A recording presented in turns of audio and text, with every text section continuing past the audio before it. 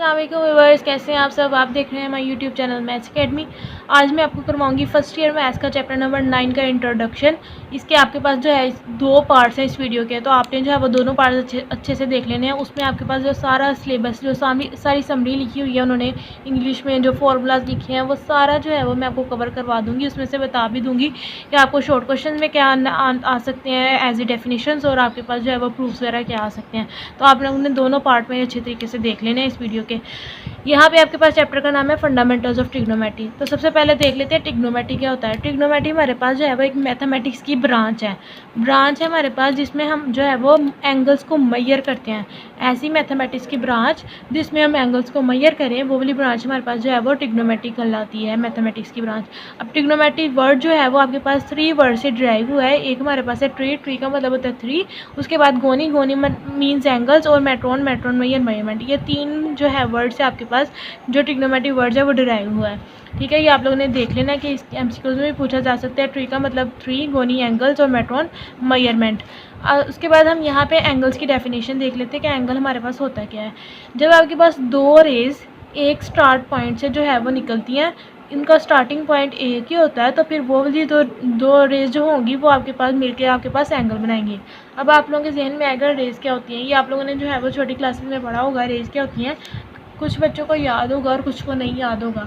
आपके पास ऐसी लाइन जिसका स्टार्टिंग पॉइंट हमें पता हो और एंडिंग पॉइंट ना पता हो, वो वाली लाइन आपके पास रे कहलाती है। जैसे कि अगर मैं यहाँ पे ड्रा करूँ, यहाँ से मैंने लगा दिया डॉट मतलब स्टार्टिंग पॉइंट है। यहाँ मुझे पता है कि लाइन यहाँ से स्टार्ट हो रही है। उसके बाद मैंने लाइन लगाना स्टार्ट की। अब मुझे नहीं पता ये लाइन कहाँ पे जाके एंड होगी, तो मैंने यहाँ पे लगा दिया एरो। तो ऐसी लाइन जिसका स्टार्टिंग पॉइंट हमें पता हो और एंडिंग पॉइंट ना पता हो, तो वो वाली लाइन हमारे पास जो है वो रे कहलाती है। ठीक है, अब जब दो रेस आपके पास एक ही स्टार्टिंग पॉइंट उनका हो, दो रेस का, तो वो मिलके आपके पास क्या बनाती है, एंगल बनाती है। जैसे एक ये रे मैंने अभी ड्रा किया है, ये आपके पास एक रे है। इसके बाद इसी के स्टार्टिंग पॉइंट से मैं दूसरी रे ड्रा कर दूँ, ये इस तरह से मैंने दूसरी रे ड्रा कर दी। तो जब दो रेस का आपके पास स्टार्टिंग पॉइंट एक होगा, तो वो मिलके जो फॉर्म बनेगी, वो आपके पास जो सारा बनेगा वो आपके पास एंगल कहलाएगा। ये इसकी डेफिनेशन है कि 2 rays with a common starting point. दो रेस का जब कॉमन एक ही स्टार्टिंग पॉइंट होगा तो वो फिर एंगल बना देती हैं। ये आपके पास एक एंगल बन गया। उस एंगल को हम नाम भी दे सकते हैं थीटा का, अल्फ़ा, बीटा, गैमा। बेसिकली ये एंगल्स का नाम हम दे देते हैं इनको। अब ये आपके पास डेफिनेशन होगी। इसके की पॉइंट्स से आपने कुछ इंपॉर्टेंट पॉइंट्स याद रखने हैं। वो कह रहा है वन रे is called initial side and other is called terminal side.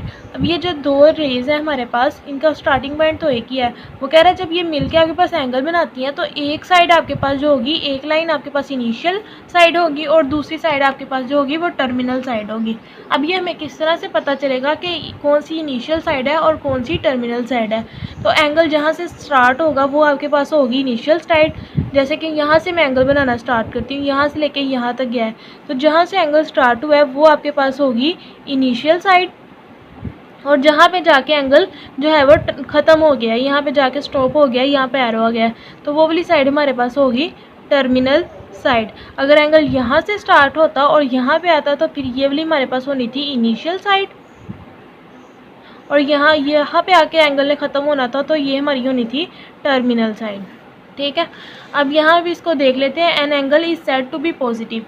एक एंगल को हम पॉजिटिव तब कहते हैं if rotation is anti clockwise. अगर उसकी रोटेशन हमारे पास क्या होगी, एंटी क्लॉकवाइज। एंटी क्लॉकवाइज कौन सी डायरेक्शन होती है, क्लॉक हमारे पास घरों में होती है, जिस डायरेक्शन में क्लॉक जो होती है वो रिवॉल्व कर रही होती है, वो वाली डायरेक्शन को हम क्लॉकवाइज डायरेक्शन कहते हैं। और उसके अगेंस्ट मतलब क्लॉक हमारे पास ऐसी इस डायरेक्शन में मूव कर रही होती है, ये हमारे पास है क्लॉकवाइज। जब हमारे पास कोई ऐसी रोटेशन हो जो क्लॉक के अगेंस्ट हो, मतलब इस डायरेक्शन में हो, तो उसको हम कहते हैं एंटी क्लॉकवाइज डायरेक्शन। अब वो कह रहा है कि एंगल पॉजिटिव तब होगा अगर उसकी रोटेशन हमारे पास होगी एंटी क्लॉकवाइज। अब यहाँ पे नीचे आपके पास जो मैंने बना के दिखाया आप लोगों को, यहाँ पे देखें, ये आपके पास इस डायरेक्शन में अगर आए हम, तो ये क्लॉकवाइज डायरेक्शन है क्योंकि क्लॉक ऐसे को रिवॉल्व करती है। उसके बाद अगर यहाँ इसको देखें तो इसके डायरेक्शन उस तरफ है, तो क्लॉक इस डायरेक्शन में रिवॉल्व नहीं करती, ये क्लॉकवाइज डायरेक्शन के अगेंस्ट है, तो इसको हम कहेंगे एंटी क्लॉकवाइज। तो अगर आपके पास जो रोटेशन है वो आपके पास एंटी क्लॉकवाइज तब होगी, तो फिर आपके पास वो एंगल पॉजिटिव एंगल कहलाएगा। अगर आपके पास रोटेशन क्या होगी, एंटी क्लॉकवाइज होगी, तो वो वाला फिर आपके पास एंगल पॉजिटिव एंगल कहलाएगा।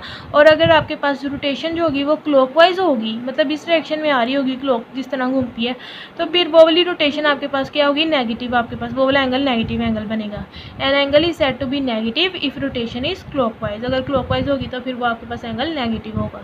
उसके बाद अगला पॉइंट है, angles are usually denoted by Greek letters. Angles को हम जो आम तौर पर ग्रीक लेटर्स के साथ डिनोट करते हैं, जैसे कि ये हमारे पास अल्फा साइन है, उसके बाद ये हमारे पास है बीटा, इसको हम कहते हैं गैमा, और ये हमारे पास है थीटा। यही आपके पास चार जो है वो बेसिकली एंगल्स जो आते हैं वो डिनोट किए जाते हैं आपको। नेक्स्ट आ जाए यहाँ पे unit for measurement of angles. अब जब भी आपके पास कोई क्वांटिटी हो उसको मेजर करने के लिए हम कोई ना कोई यूनिट इस्तेमाल करते हैं। जैसे मास है उसको किलोग्राम में मेजर किया जाता है, टाइम को सेकंड में मेजर किया जाता है। इसी तरह आपके पास जो है वो एंगल को भी मेजर किया जाता है। एंगल को मेजर करने के लिए बेसिकली आपके पास जो है कॉमनली दो यूनिट्स यूज़ होते हैं। एक हमारे पास डिग्री और दूसरा हमारे पास रेडियन। ठीक है, ये आपने याद रख लेना कि एंगल को मेजर करने के लिए कॉमनली दो यूनिट यूज़ होते हैं, डिग्री और रेडियन। अब अगर आपके पास वन रोटेशन होगी, अगर आपके पास एक रोटेशन होगी तो वो 360 डिग्री के इक्वल होती है। One rotation is equal to 360 degree. अब ये रोटेशन क्या, इससे क्या मुराद है, ये आपके पास यहाँ पे देखें, ये आपके पास अगर एक्स एक्सिस है, ये वाली साइड को हम कहते हैं एक्स एक्सिस, और ये हमारे पास है वाई एक्सिस। अगर आपके पास रोटेशन यहाँ से स्टार्ट हुई है, यहाँ से आपके पास रोटेशन स्टार्ट हुई है और उसने कंप्लीट राउंड जो है वो लिया है, मुकम्मल राउंड ट्रिप कंप्लीट किया है, तो फिर यहाँ से एंगल जब स्टार्ट हुआ था वहाँ पे उसका एंगल था 0 डिग्री।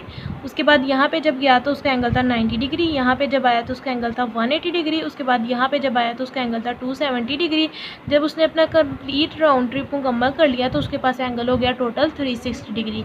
तो वो कह रहा है वन रोटेशन, एक जो रोटेशन होती है एंगल की, ये एक पूरी उसने रोटेशन लिया, वो इक्वल होती है 360 डिग्री के। उसके बाद 1 डिग्री अगर हम देखें, 1 डिग्री किसके इक्वल होता है, ये 360 डिग्री है, तो अगर 1 डिग्री अगर हम देखना चाहें किसके इक्वल होता है, तो 1 डिग्री इक्वल होता है 60 मिनट्स के। ये जो ऊपर लाइन छोटी सी लगाई गई होती है इसका मतलब होता है मिनट। तो आपके पास 1 डिग्री इक्वल होता है 60 मिनट्स के। और अगर हम 1 मिनट देखें तो 1 मिनट इक्वल होता है 60 सेकेंड्स के। डबल लाइन का मतलब ये है सेकेंड। अब आगे जो नीचे रेडियन है, रेडियन की डेफिनेशन आपके पास पेपर में बोर्ड में जो है वो शॉर्ट क्वेश्चन में पूछी जाती है। रेडियन की डेफिनेशन आप लोगों ने प्रीवियस क्लासेस 9 में भी याद की हुई है। Radian is the measure of the angle. ये एंगल को मेजर करने के लिए हमारे पास जो है वो इस्तेमाल होता है सबस्टेंडेड। अब ये एंगल किस तरह से होगा, at the centre of the circle. ये सर्कल के सेंटर से स्टार्ट होता है। ये एंगल आपके पास किस तरह से होगा, सेंटर ऑफ सर्कल, सर्कल का सेंटर से स्टार्ट होगा बाय एन आर्क, एक आर्क से। जैसे कि ये हमारे पास ए से लेके बी तक ये जो हमने एक आर्क ले लिया। अब ये जो आर्क होगी आपके पास, इस आर्क का जो सेंटर होगा, यहाँ से जो सेंटर होगा, सेंटर से लेके ये जो आर्क होगी, यहाँ का जो मेजरमेंट होगी, हुज लेंथ, जिसकी लेंथ आपके पास, इस आर्क की जो लेंथ होगी is equal to the radius of the circle. इस आर्क की जो लेंथ होगी वो आपके पास रेडियस के इक्वल होनी चाहिए, जो सर्कल का रेडियस होगा उसके इक्वल होगी। जैसे कि यहाँ पे मैंने रेडियस ऑफ सर्कल मैंने शो करवाया कि आर है, तो आपके पास जो ये लेंथ है आपके पास आर्क की, वो भी आपके पास क्या होनी चाहिए, आर। जितना आपके पास रेडियस होगा उतनी अगर आपके पास क्या होगी, लेंथ होगी, तो वो आपके पास जो है वो रेडियन कहलाएगा, 1 रेडियन कहलाएगा उस सर्कल का। अब यहाँ पे इसका शॉर्ट क्वेश्चन में प्रूव आता है कि प्रूव करें L is equal to R theta. आपने ये प्रूव करवाना है कि लेंथ थीटा एंगल जो होगा आपके पास वो इक्वल होगा लेंथ डिवाइडेड बाय आर के। तो इसको प्रूव करवा देते हैं। सबसे पहले तो आप लोगों ने ये सर्कल ड्रा कर देना है। सर्कल ड्रा करके आपके पास जो सेंटर वाला पॉइंट होता है उसको ओ नाम दे देते हैं। उसके बाद आपने जो है वो 2 पॉइंट्स ले लेने हैं सर्कमफेरेंस पे। जो बाउंड्री लाइन होती है उसको हम सर्कमफेरेंस कहते हैं सर्कल की। सर्कमफेरेंस पे 2 पॉइंट्स ले लिए, ए और बी। यहाँ पे हमने जो है वो लाइंस लगा दी। ये हमारे पास बन गई एक आर्क होगी हमारे पास। जब हम पूरे सर्कमफेरेंस में से थोड़ा सा पार्ट लेते हैं 2 लाइंस के दरमियान में, 2 रेडियस के दरमियान में, तो वो हमारे पास आर्क कहलाती है। इस आर्क का जो है वो आप लोगों ने ए और बी नाम दे दिया। अब आपके पास यहाँ पे रेडियस है आर, वही आपके पास क्या होगा, आर्क की लेंथ होगी। लेकिन आपके पास यहाँ पे जो एंगल है थीटा वो उसके साथ मल्टीप्लाई हो जाएगा, क्योंकि यहाँ पे एंगल आपके पास बन रहा है 2 रेडियस के दरमियान में एंगल्स बनता है, तो यहाँ पे एंगल बन रहा है थीटा। तो थीटा डॉट आर आपके पास जो है वो इसकी लेंथ होगी ए और बी की। एंगल को जब मल्टीप्लाई कर देते हैं रेडियस के साथ तो वो हमारे पास जो है वो उसकी लेंथ बन जाती है आर्क की। ए और बी आर्क है, उसकी लेंथ हमारे पास हुई थीटा आर। अब यहाँ पे इसको प्रूव कैसे करवाएंगे, एन एंगल ऑफ थीटा, अगर हमारे पास कोई एंगल है जिसको एंगल वो हमारे पास है थीटा, थीटा रेडियन उसका एंगल है, सबटेंड्स एन आर्क। अब वो उसकी आर्क क्या है, ए बी ऑन सर्कल, सर्कल पे उसकी आर्क है ए बी ऑफ लेंथ, जिसकी लेंथ हमारे पास क्या होगी, ये भी मैंने बता दिया, ए बी की लेंथ हमारे पास होगी थीटा डॉट आर। यहाँ पे लेंथ होगी हमारे पास, length arc A B on circle of length, length हमारे पास है थीटा डॉट आर, ये आपके पास है थीटा डॉट आर, ये लेंथ हमने यहाँ पे लिख दी। अब आपके पास जो लेंथ थी उसको किसका नाम दिया था हमने, ए और बी का, तो हम यहाँ पे लेंथ की जगह लिख देंगे A B is equal to theta dot R. अब लेंथ ए बी हमारे पास जो है वो लेंथ है, इसको एल का नाम दे देंगे, L is equal to theta dot R. यहाँ से हम थीटा की वैल्यू निकालेंगे तो आर मल्टीप्लाई और दूसरी तरफ लेके आएंगे तो डिवाइड हो जाएगा लेंथ के साथ आर डिवाइड हो गया इज इक्वल टू थीटा। ये आपके पास प्रूफ हो गया, theta is equal to L over R होता है। यहाँ पे आपके पास शॉर्ट क्वेश्चन कंप्लीट हो गया। नेक्स्ट आपके पास जो है वो पेपर में ये भी शॉर्ट क्वेश्चन पूछा जाता है कि conversion of radian into degree, कि आप जो है वो रेडियन को जो है वो डिग्री में कन्वर्ट करके दिखाएं। अब सबसे पहले आपने ये फॉर्मूला लिखना है, theta is equal to L over R होता है। लेंथ की वैल्यू अगर आपके पास सर्कल का सर्कमफेरेंस लिया हमने, तो सर्कल के सर्कमफेरेंस की वैल्यू हमारे पास लेंथ की क्या होती है, 2 पाई आर। सर्कल का सर्कमफेरेंस हमारे पास इक्वल होता है C is equal to 2 pi r. अब जो हमने सर्कमफेरेंस की लेंथ ली है वो हमारे पास है एल, तो L is equal to 2 pi R हुआ। तो यहाँ पे एल की वैल्यू लिख देंगे 2 पाई आर, आर ऊपर और नीचे कैंसिल हो जाएगा, सिर्फ रह जाएगी वैल्यू 2 पाई। थीटा की वैल्यू हमारे पास रहेगी 2 पाई। अब यहाँ पे हमने 2 पाई को लिखना है 360 डिग्री के इक्वल होता है। अब ये 2 पाई 360 डिग्री के इक्वल कैसे होगा, जैसे मैंने अभी आप लोगों को पीछे पढ़ा के आई हूँ, ये वाला एंगल कि यहाँ पे आपके पास 0 होता है, फिर यहाँ से 90 डिग्री जाता है, यहाँ से 180 डिग्री, 180 से 270 डिग्री, 270 से 360 डिग्री आता है। ये हमारे पास था डिग्री में। अगर हम इसको जो है वो रेडियन में ये हमारे पास डिग्री था, अगर मैं इसको रेडियन में चेंज करूँ तो यहाँ पे हमारे पास होगा 0 रेडियन। उसके बाद यहाँ पे हमारे पास जाएगा तो यहाँ पे हो जाएगा हमारे पास π/2 रेडियन। फिर उसके बाद यहाँ पे आएगा तो यहाँ पे हो जाएगा हमारे पास पाई रेडियन। यहाँ पे आएगा हमारे पास, यहाँ पे हो जाएगा 2π/3 रेडियन। उसके बाद यहाँ पे जब अपना कंप्लीट राउंड करेगा तो वो हमारे पास हो जाएगा 2 पाई रेडियन के इक्वल हो जाएगा। क्या ये आपके पास जो है वो रेडियन में वैल्यूज़ हैं, 0 से π/2, π/2 से हमारे पास जाता है पाई पे, पाई से आता है 2π/3 से, और 2π/3 से कंप्लीट राउंड जब ट्रिप कंप्लीट कर लेता है तो 2 पाई की इक्वल होता है। तो 2 पाई जो है वो 360 डिग्री। अगर इसको देखें तो 2 पाई जो, अगर 2 पाई उसने कंप्लीट किया है तो वो ये रेडियन में यूनिट है, और अगर डिग्री में देखा जाए तो वो 360 डिग्री है। तो ये दोनों उसने कंप्लीट राउंड ट्रिप ही किया है, तो ये दोनों इक्वल होंगे। 2 पाई इक्वल होगा 360 डिग्री के। तो यहाँ पे ये बात लिखी हुई है कि 2 pi is equal to 360 degree. अब यहाँ से अगर हम पाई की वैल्यू निकालें तो 2 मल्टीप्लाई हो रहा है, दूसरी तरफ जाकर 360 के साथ डिवाइड हो गया। जब 360 के साथ 2 डिवाइड करवाया तो आंसर आया 180 डिग्री। अब यहाँ पे 1 रेडियन, अगर यहाँ पे pi radian is equal to 180 degree आया, 1 रेडियन की वैल्यू निकालें तो पाई रेडियन है, पाई रेडियन ही हमें चाहिए, हमें 1 रेडियन चाहिए। 1 रेडियन है तो पाई इसके साथ है, पाई भी दूसरी तरफ चल जाएगा तो डिवाइड हो जाएगा। अब पाई की वैल्यू अब फिक्स्ड होती है आपके पास, ये आपने ज़ुबानी याद रखनी है। पाई की वैल्यू 3.1416 है। इसके अलावा जो है वो इसकी वैल्यू होती है पाई इज इक्वल टू 22/7। तो इसको कैलकुलेटर पे डिवाइड करें तो आपके पास ये आंसर आता है। तो ये पाई की वैल्यू फिक्स्ड है, ये आपने ऐसे ही याद रखनी है। यहाँ पे हमने पाई की वैल्यू पुट कर दी, 180 को इसके साथ डिवाइड करवाया तो हमारे पास ये आंसर आया। ये जो आंसर है ये हमारे पास डिग्री में चल रहा था, तो ये हमने आंसर जो है वो चेंज कर लिया, अपना रेडियन को डिग्री में चेंज कर लिया। अब यहाँ पे हम करेंगे conversion of degree into radian. अब हम डिग्री को चेंज करेंगे रेडियन में। पहले हमने रेडियन से डिग्री में गए थे, अब हम डिग्री से जो है वो रेडियन में जाएंगे।